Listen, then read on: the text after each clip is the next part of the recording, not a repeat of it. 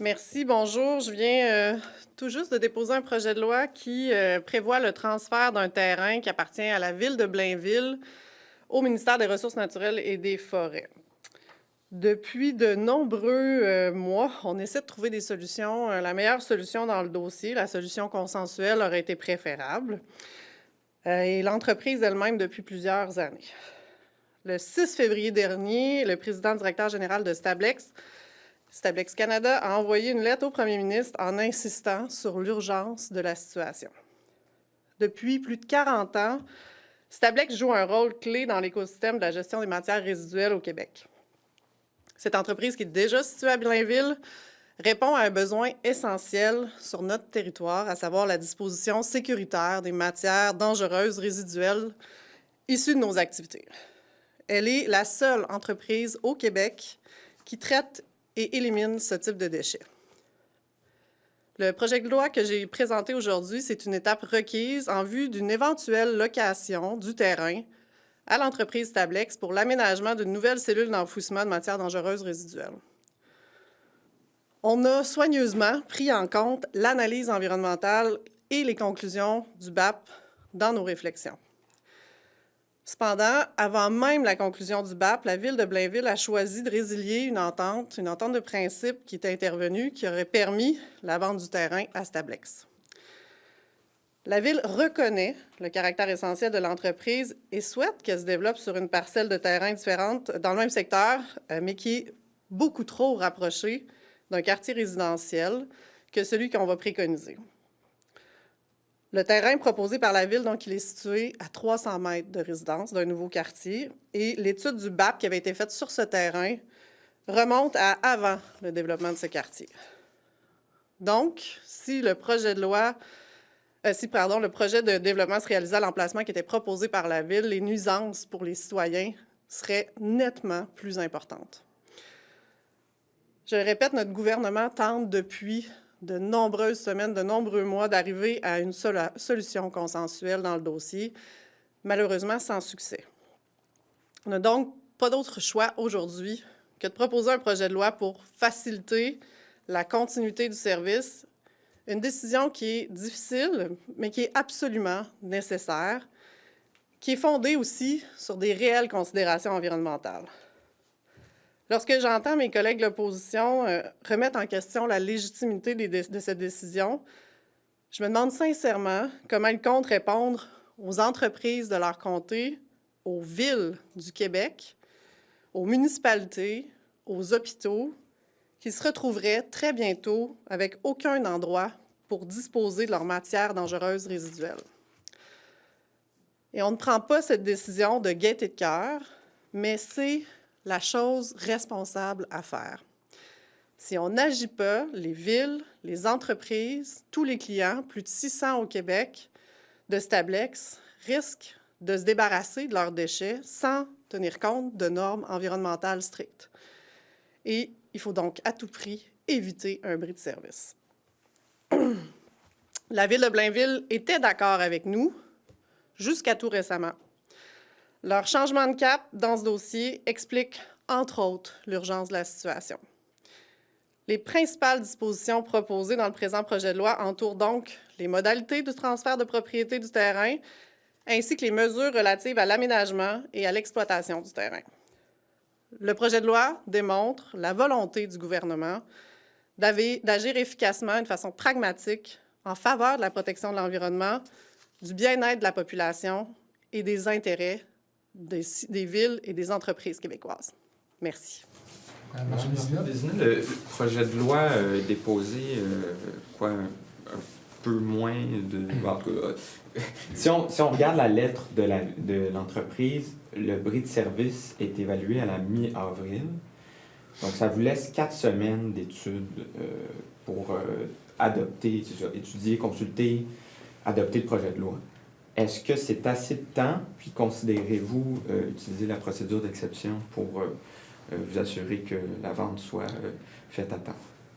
On va prendre les mesures nécessaires pour que le débat se fasse. On souhaite qu'un débat se fasse, mais bien sûr, il y a une urgence d'agir, effectivement, si on souhaite si on ne veut pas avoir ce bris de service. Alors, on demande la collaboration de tous les partis dans le dossier parce qu'il en va de l'intérêt de l'ensemble de la collectivité québécoise. C'est quoi les mesures? Parce que là, vous pourriez imposer un baillon. Là, vous avez 2 semaines de relâche parlementaire que vous perdez en plus. Est-ce que ce serait de rappeler spécifiquement cette commission-là pour que ça puisse avancer le plus vite possible? C'est quoi les On va mesures? demander la collaboration de l'ensemble des partis d'opposition pour que le dossier avance le plus rapidement possible. Ça reste un court projet de loi. On va faire les choses rapidement. Et idéalement, il faudrait adopter le plus tôt possible ce projet de loi, qui est un projet de loi qui est, somme toute, court, mais qui va permettre donc de pouvoir disposer, de transférer la propriété rapidement.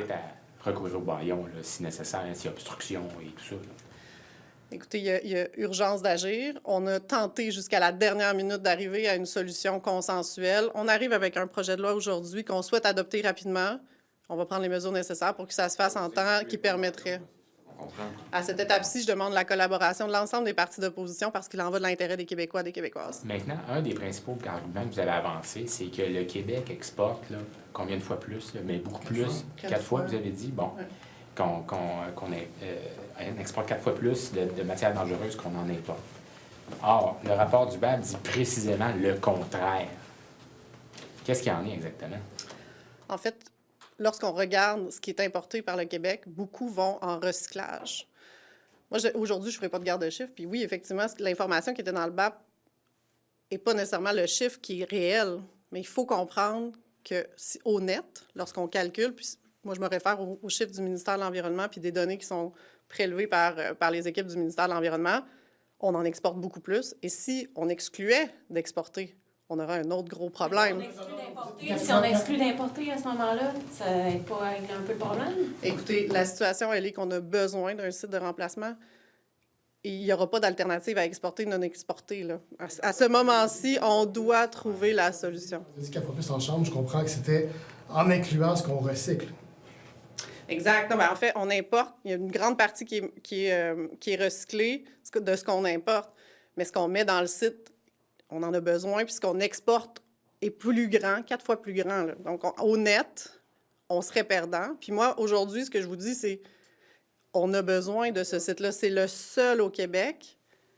Et si on ne va pas de l'avant, on n'aura pas de... En termes de déchets, on va avoir un bris de plus service. qu'on exporte. En termes de déchets, Tout à fait. seulement. Bon, donc, Tout à fait. Le BAP avait raison là-dessus. Non, mais on en exporte plus qu'on en importe.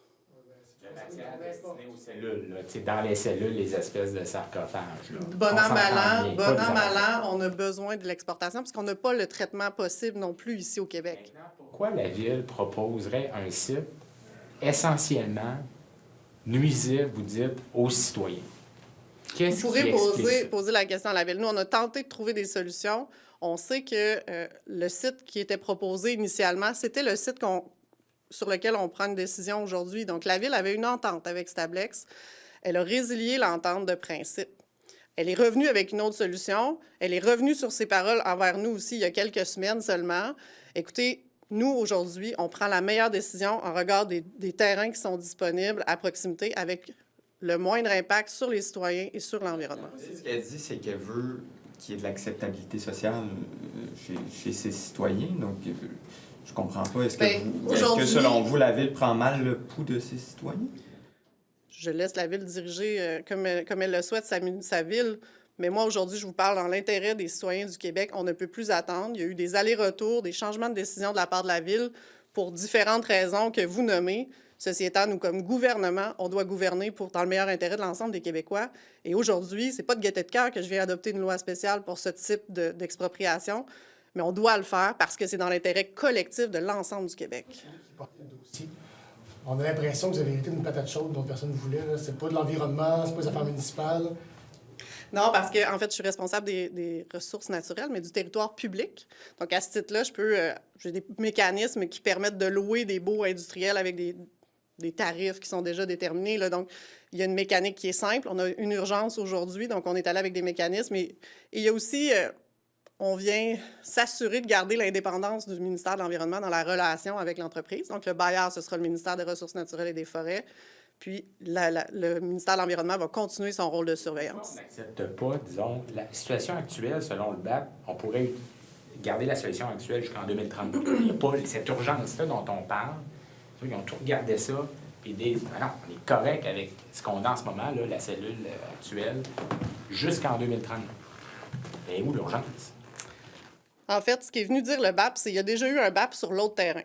Mais le BAP a eu lieu antérieurement au développement d'un quartier résidentiel sur le terrain dont on parle. Donc, ce terrain-là est à 300 mètres de résidence. Si on souhaitait pouvoir utiliser le dit terrain, ça voudrait dire des dizaines de milliers de camions qui passeraient dans un nouveau quartier résidentiel, des nuisances importantes en termes de bruit, en termes... Ouais. Parce que moi, je parle de la cellule numéro 5, qui est en exploitation.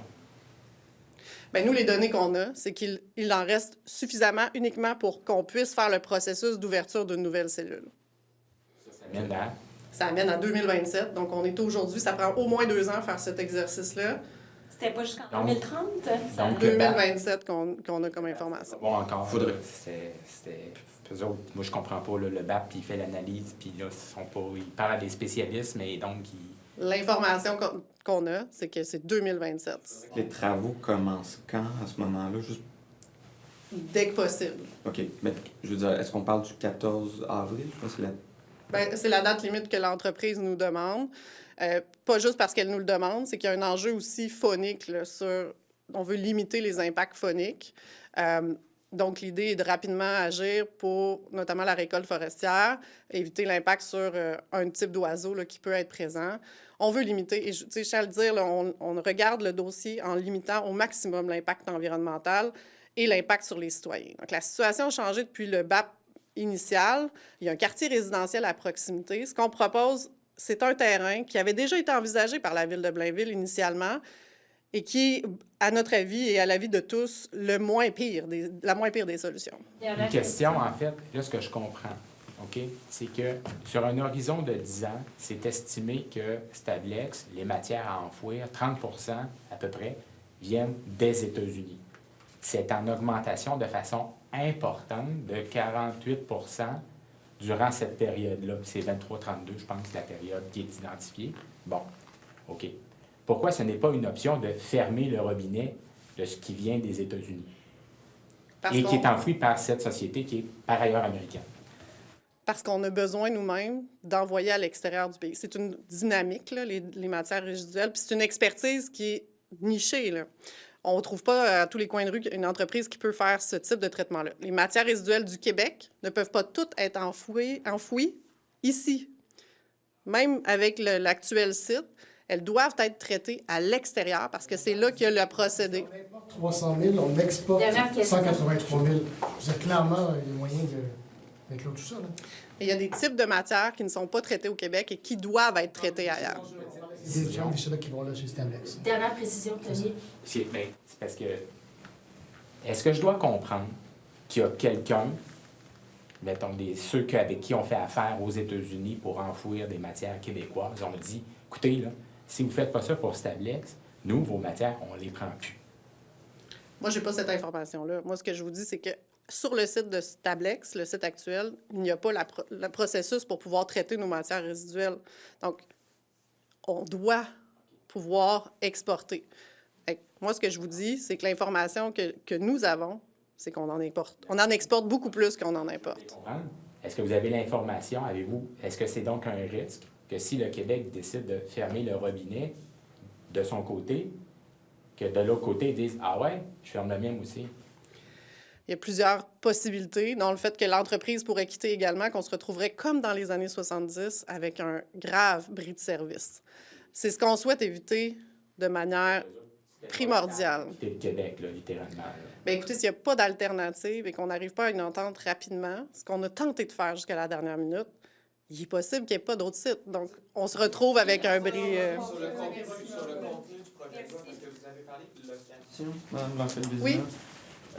Donc, le terrain va être loué à Stablex. Exact. Puis, sur quel horizon on pense pouvoir rembourser cette indemnisation de 17 millions de dollars? C'est 10 ans de mémoire, 10 ou 20 ans. Là. En fait, le bail, mais on projette beaucoup plus de temps. Là. Donc, à terme, là, je pourrais vous revenir avec le détail là, du moment d'amortissement, mais c'est 6 de la valeur marchande indexée annuellement. Ça, c'est nos termes habituels aux ressources naturelles. Et donc, le site projeté permettrait beaucoup plus long que ce qui serait nécessaire pour absorber le coût d'acquisition du terrain. On a tout envisagé. On a tout regardé. Pas possible. Il n'y a pas d'autre possibilité. Merci tout le monde.